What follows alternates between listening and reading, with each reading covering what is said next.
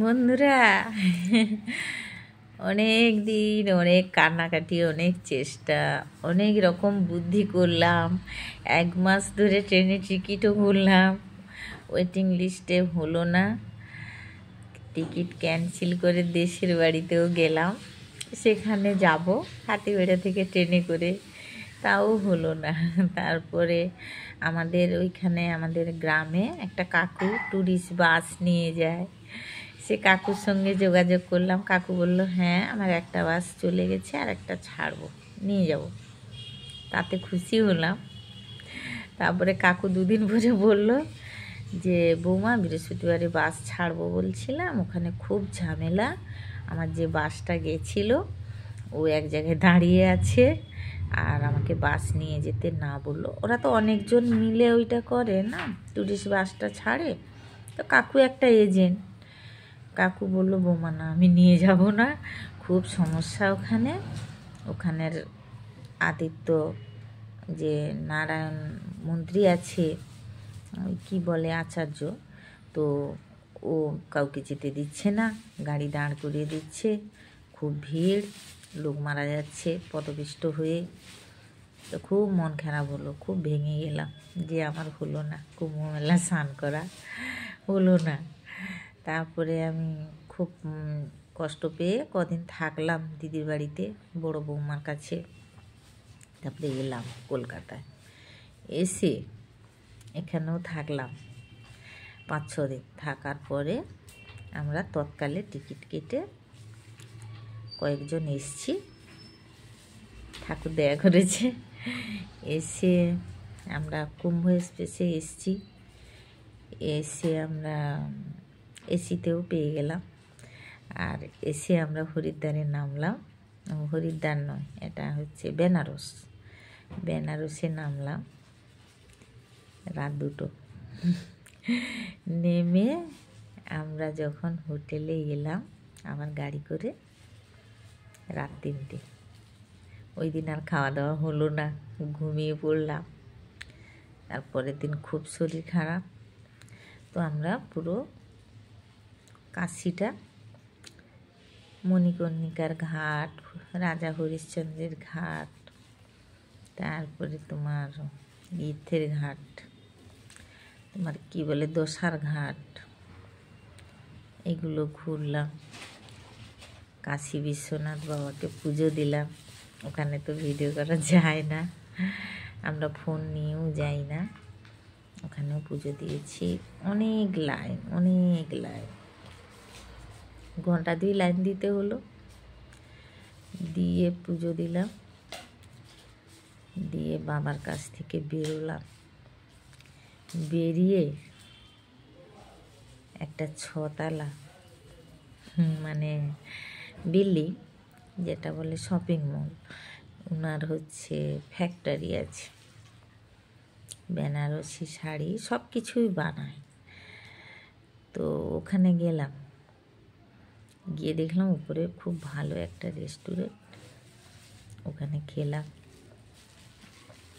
খাওয়ার দাওয়ার নিরামিষ, খুব ভালো। 500 টাকা করে প্লেট আছে, 300 টাকারও আছে। তো আমরা ওখানে খেলাম, খুব সুন্দর রান্না, মানে ওই রান্নাটা খেয়ে মনে হলো আমি যে এত রান্না জানি, 5 স্টার হোটেলের মতো সব রান্না জানি, তবুও আমার মনে হলো কোথাও যে না, এখনও আমার শিখতে বাকি আছে। মানুষ তো বুড়ো বয়স অবধি শেখাটা চলে, আমি সব রান্নাই জানি, কিন্তু তবুও মনে হলো যে আমার এখনও শিখতে বাকি আছে, কিছু শিক্ষা রান্নার ব্যাপারে আমার বাকি আছে। কারণ আমি চ্যানেলটা খুলেছিলাম, রান্নারই খুলেছিলাম, তো ডেলি ব্লগ কিচেন খুলেছিলাম, অনেক রান্না ছেড়েছি। কিন্তু ওইটাতে খেয়ে, ওই রেস্টুরেন্টে খেয়ে মনে হলো যে আমার এখনও কিছু শিখতে বাকি আছে। এত সুন্দর রান্না, অপূর্ব সুন্দর আর পরিষ্কার, বলার বাইরে, দারুণ। ওখানে খেলাম, খেয়ে নিচে নামলাম। এই মালিকেরই রেস্টুরেন্টও, ওই মালিকের, কাপড়ের যে শপিং মল মালিকের, এবং মালিকের ফ্যাক্টরি আছে। কালকে ফ্যাক্টরিটা দেখে এলাম, এই শহর থেকে একটু দূরে রেখেছে, ফ্যাক্টরিটা করেছে। তো ওইখানে একটা বেনারসি শাড়ি কিনলাম 4,000 টাকা দিয়ে, আরও 3টে শাড়ি কিনলাম বেনারসির মতো দেখতে, কিন্তু বেনারসি নয়, স্বর্ণকাতার। ওগুলো 3টে কিনলাম, কারণ আমার ভিডিও করতে শাড়ি টাড়ি আর তেমন নেই, তাই আমার লাগবে, কিনলাম। 2টো ঘাগরা কিনলাম, 4টে ধুতি কিনলাম, রঙিন ধুতি, আর 4টে উত্তরী কিনলাম, 2টো ব্লাউজ কিনলাম। কিনে আমরা আর তোমার হরিশ্চন্দ্রর ঘাট থেকে দশার ঘাট বা কাশী বিশ্বনাথ যাওয়া অবধি কোনো টোটো 4 চাকা কোনো কিছু যেতে দেয় না, রিক্সা করে যেতে হয়। সেটা আমরা গেছিলাম আর এলামও তাই। একজনের 100 টাকাও নেবে, আবার 150 টাকাও নেবে, বুঝে যেতে হয়, কথা বলে যেতে হয়। গেলাম, গিয়ে এলাম। আস্তে আস্তে আমাদের ওই দিক থেকে ঘুরে টুরে পুজো টুজো দিয়ে খেয়ে টেয়ে শপিং টপিং করে আসতে আমাদের হোটেলে 5টা বেজে গেল। থাকলাম সেদিনটা এখানে কাশিতেই থাকলাম। পরের দিন আমরা একটা হোটেল থেকে গাড়ি বুক করলাম, গাড়ি 10,000 টাকা নিল। আমাদের শুরু হলো যাত্রা সকাল 4টায় উঠে 5:30টার দিকে গাড়িতে উঠলাম, কিন্তু আরও একটু ভোরবেলা গেলে ভালো হতো। গিয়ে আমরা পুরো কাশী শহরটা ঘুরে ঘুরে গেলাম। কোথায় গেলাম যেন? প্রয়াগরাজে। আমরা যেহেতু গাড়ি করে গেছি, তো ওই গাড়ির দাদা যে ড্রাইভার, ও আমাদের পুরো মেলাটা গাড়িতে করে দেখালো। তো মেলাটা যা আয়তন দেখলাম, 12 দিন পায়ে হাঁটে ঘুরলে 12 দিন, তবুও তুমি সঙ্গম ঘাট খুঁজে পাবে না। আমাদেরকে নিয়ে গেল সঙ্গম ঘাটে দাঁড় করে। দাদা অনেক চেষ্টা করলো আমাদের বোট ঠিক করে দেবে, কিন্তু প্রচণ্ড হাওয়া চলছে আর ঢেউ যাচ্ছে না, ছাড়বে না। স্নান করা কি হবে না? আবারও একটা হতাশে পড়ে গেলাম, বহুত দুঃখ হচ্ছে, আবার আশাও ছাড়তে পারছি না। বারবার যাচ্ছি বোটের কাছে, কিন্তু বোট আর ছাড়ছে না। আর গাড়ি তো ভাড়া করেছি, তখন আমরা অযোধ্যাও যাব। আমি কি করলাম, হেঁটে হেঁটে হেঁটে হেঁটে মানে 200 কিলো, কি বলে ওই 200 কিলোমিটার নাকি এরম একটা যে বলে, তো আমি গেলাম অনেকটা, 200 কিলোমিটারই হবে, 2 কিলোমিটার, ঠিক 2 কিলোমিটার গেলাম হেঁটে হেঁটে। দিয়ে একবারে সঙ্গমে, যেখানে মানে জালতিতে করে দিয়ে চান করায়, ওইখানেই গেলাম। গিয়ে ভাবলাম ওইখানটায় তো চান করতে পারবো না, কারণ যেতে দিচ্ছে না পুলিশ। তো একটুখানি হাওয়াটাও থামলো, একটুখানি ঢেউটাও থামলো কিছুক্ষণ, মানে আমি যাচ্ছি মানে তো অনেকক্ষণ ওখানে ওয়েটও করছি, দেখছি, তাকাচ্ছি, সঙ্গমটা দেখছি, চারিদিকে দেখলাম। মা গঙ্গাকে প্রণাম করলাম, সঙ্গমকে প্রণাম করে কান্না মুড়ে একটু নামলাম গঙ্গায়। নামতে নামতে দেখি ওই যে ঘিরে দিয়েছে রাস্তাগুলো, যে এর গ্রাউন্ডের ভিতরে স্নান করবে, ওপারে যাবেন, ওইটার উপর দিয়ে অনেকে যাচ্ছে। যেতে যেতে দেখি একটা দিদিভাই ওই দিকে যাচ্ছে, ওর পিছু পিছু আমি চলে গেছি। গিয়ে বোতলে করে জল তুলে স্নান করলাম, কারণ নামতে দিচ্ছে না। আর আমি ওই সেতুটার উপরে আছি, তো সঙ্গমের জলে স্নানটাও হয়ে যাবে। দিয়ে আমি জল ভরে নিলাম, 2-3টা মগও কিনেছিলাম, ভরে নিলাম। ছোট্ট মগ কিনেছি, আমি তো অসুস্থ, বড়ো মগ টানতে পারবো না। আর 2টো বোতলেও জল ভরলাম। তারপরে দেখি দিদিভাইটা টাকুস করে নেমে পড়ে স্নান করছে, ডুবছে। আমিও ওইখানে 3টা ডুব দিয়ে দিলাম, দিয়ে ওই দিদিভাইয়ের সঙ্গে চলে এলাম। আর সঙ্গমে স্নানও হয়ে গেল, আর জল নেওয়া হয়ে গেল, দেখা হয়ে গেল, আর লোক এখনও 1 কোটি লোক, প্রচণ্ড ভিড়। কিন্তু ওই মেলার সময় যে স্নান করেছে, গঙ্গায় কত কাপড় পড়েছে তার ঠিক নেই, মানে কারোর গামছা, কারোর ওড়না, কারোর চাদর, এইভাবে পড়েছে। মানে এত ভিড়, মানুষের মানে খুলে থেকে গেছে কাপড়। ওইখান থেকে স্নান টান করে ওখানে আর কি খাবো, ওখানে চা খেলাম, চা বিস্কিট খেয়ে আবার গাড়িতে উঠলাম। আসার সময় আবারও সব কিছু দেখে দেখে আমরা যাচ্ছি কোথায়, অযোধ্যা। অযোধ্যায় গেলাম। ড্রাইভারটা একটা শর্ট রাস্তা দিয়ে বেরিয়েও গেল, দিয়ে গেলাম। অযোধ্যায় যখন পৌঁছালাম তখন বেলা 3টা। বেলা 3টায় অযোধ্যায় পৌঁছে গেলাম। গিয়ে ও ড্রাইভারটা গাড়ি পার্কিং করে থাকলো, আমরা আবার একটা টোটো ধরে রামলালার গেটের কাছে গেলাম। গিয়ে ওখান থেকেও 1 কিলোমিটার হাঁটতে হলো, হেঁটেও ভিতরেও 1 কিলোমিটার হেঁটে জুতো রাখতে হলো। তারপরে আমি ভিডিওটা করলাম, বাইরেটা বলছে মোবাইল রেখে দিতে হবে, নিয়ে ঢোকা যাবে না। তো আমি ভিডিও করলাম, ভিতরটায় ঢুকে মন্দিরের চূড়া টুড়া ওইসব ঠাকুর ভিডিও করতে তো দেবে না। বাইরে এমনি রামলালার ছবি আছে, ওখানটা হাতি আছে, ওখানটায় করলাম ভিডিও। আমি এসছি, বন্ধুরা দেখবে না, তাই আমি যতটা পারছি, যতটা আমাকে ভিডিও করতে দিচ্ছে অতটাই। অনেক বন্ধুরা হয়তো এসেছো, অনেকে তো আসোনি, তাই আমি করলাম। করে মোবাইল জমা দিয়ে আবারও 2 কিলোমিটার লাইন দিয়ে হেঁটে হেঁটে যেতে হলো। গিয়ে মন্দিরের যেখানে রামলালা আছে, রামজি, ওখানে মন্দিরের যে পাটটায় পা দেব, ওখানটায় প্রণাম করে উঠলাম। উঠে একটা বেশ বিশ্রাম করার মতো, অথচ লাইন দিয়ে যেতে হয়। ওইখানটায় যা গেলাম, একটা শান্তি, মানে কোথা থেকে যেন হিমালয় থেকে ওই শান্তির স্নিগ্ধ একটা যেন অন্তর থেকে যেন ডাকছিলাম, যে তার মধ্যে যেন উনি এসে গেল, এরকম একটা বুঝাই গেল। দিয়ে মন্দিরে ঢুকলাম। তো মন্দিরে গেলে ঠাকুরের কাছেও যেতে পারবে না, সেখানেও কিছুটা দূর থেকে রাউন্ড করে ঘেরা আছে, ভরচাজরা আছে। দেখলাম বাবাকে, চোখ ভরে মন ভরে প্রণাম করলাম।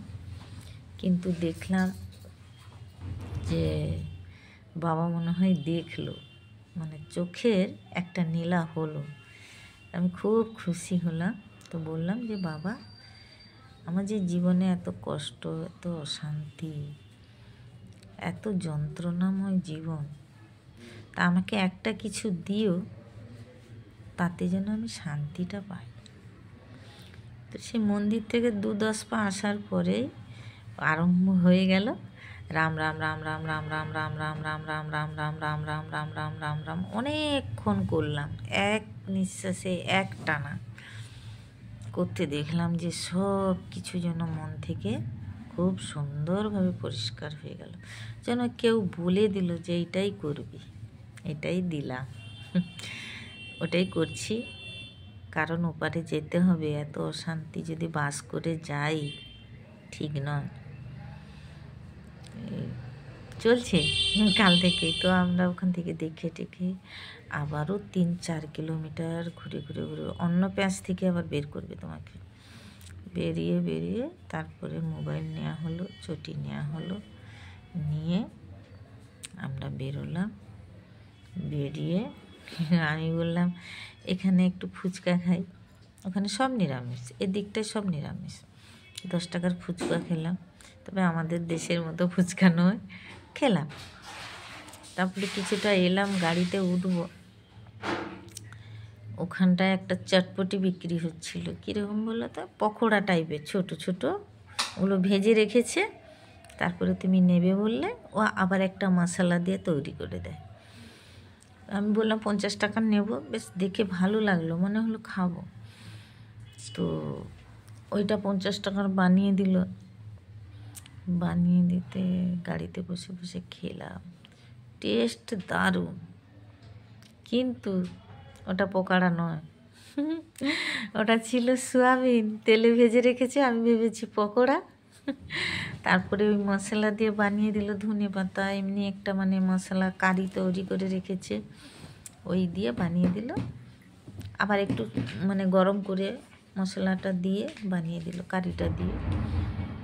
ওইটা গাড়িতে বসে বসে খেলাম, খুব ঝাল, যেমন লাল তেমন ঝাল। মনে হয় কাশ্মীরি লঙ্কা, মনে হয় পাকা লঙ্কা বেটে করেছে। আর এখানে লঙ্কা দারুণ দেখতে। এই যে সবজি বাজারে দেখলাম, উফ, পাকা লঙ্কাগুলো যেমন দেখতে তেমন লাল, খেতেই যেন ইচ্ছা হচ্ছে, মনে হচ্ছে লঙ্কা কিনেই চিবিয়ে খেলে, এত সুন্দর। আর সবজির তো তুলনাই হয় না। তারপরে এখানে প্রকৃতি খুব সুন্দর, খুব সুন্দর, অসাধারণ। মানে গমের বাগান শেষ নেই, এত গম চাষ। আর নানান রকমের ফুল হয়ে আছে।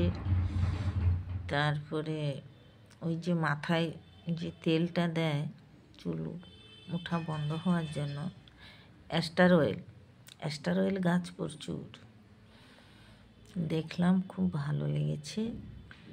মাঝে মাঝে তো ফুল বাগান আর আম মুকুল এসেছে গাছ ভেঙে।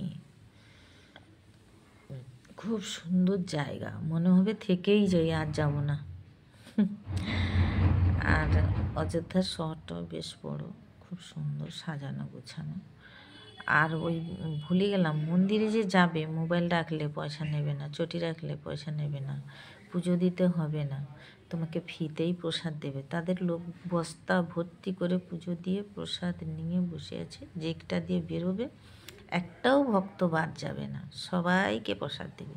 ছোট বাচ্চা, বয়স্ক, মধ্যবিত্ত, যুবক, চ্যাংনা সবাইকে দিচ্ছে প্রসাদ, যত মাথা গুনতি এক প্যাকেট করে। নকুলদানা, তবে সেই নকুলদানা একটা মুখে দিলে মনে হবে সত্যিকারেই প্রসাদ খাচ্ছ, এত টেস্টি দিল। নিয়ে এলাম। আমাদের ফিরতে ফিরতে অযোধ্যা থেকে রাত 11টা হয়ে গেল, কাশি আসতে।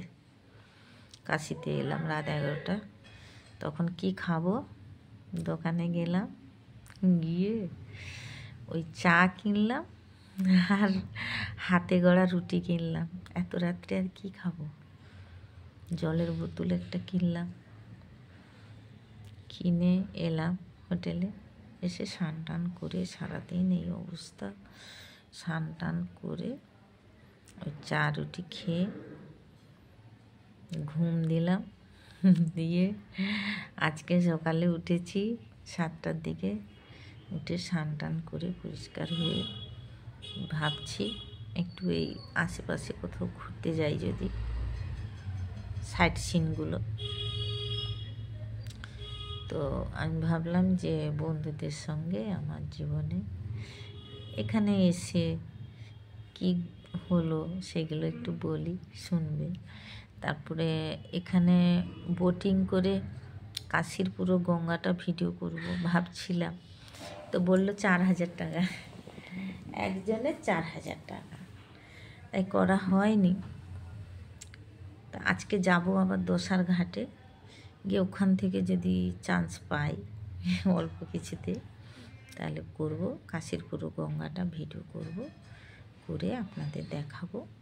যেহেতু আপনারা আমার পরিবার, আমার ফ্যামিলি, আমার সঙ্গে জুড়ে আছেন, আমাকে এত ভালোবাসা দিচ্ছেন, আমাকে এত ভালোবাসছেন, এত পছন্দ করছেন, তাই আমি যেখানে যাব, যা দেখতে তা ভিডিও করে দেখাবো। অনেক বন্ধুরা তো আসেন, অনেক বন্ধুরা আবার আসে না, তাদের আসার হয়তো সুযোগ হয় না। একটা সঙ্গী সাথীর ব্যাপার আছে, একা একা বেরিয়ে পড়লে তো আর হয় না। তাই তার জন্যই আমি ভিডিওটা করে একটু ছেড়ে দেই, বন্ধুরা দেখবে, বন্ধুদেরও ভালো লাগবে। আমি যে তাদের সাথে জুড়ে আছি বা আমি তাদেরকে ভালোবাসি, তারা আমাকে ভালোবাসে, একটা বন্ধুত্বের হাত বাড়ানো আর মিলেমিশে থাকা। এসেছি তো ওপার থেকে ওপারে চলে যাব, কিন্তু কিছুটা দিন এখানে যদি ভালো কাটে, ভালো থাকি, ভালো কাউকে রাখতে পারি, এটাই তো আমাদের কাজ। এছাড়া আর কি কাজ আছে? ঘরে রান্নাবান্না ওটা তো আছে, ইজি, ওটা কমন ব্যাপার, কিন্তু এগুলো একটা আলাদা ব্যাপার, হ্যাঁ, আলাদা ফিলিংস। তাই আমি ভিডিওটা করি। আমার অনেক বন্ধুর অভাব ছিল, মনের অনেক অনেক কথা জমে ছিল, তাই জন্য আমি ভিডিও করি, সবার সাথে আমার মনের কথাটা শেয়ার করি।